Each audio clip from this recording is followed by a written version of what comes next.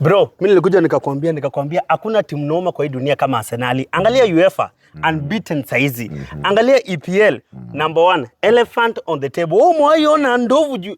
Mimi nakwambia Arsenal is the greatest team on this planet. Mimi mtu kwa wewe mtu wa Man U hawezi niambia shit. Mimi nakuangaliaga hivi najiambia unaniambia kwanza unaongea nini mbele yangu? Wewe nyamaza kwanza wewe. Unaongea mambo ya London. Tuko London. Hapa tuko. Wewe uko na ticket ya Ndumo kweli?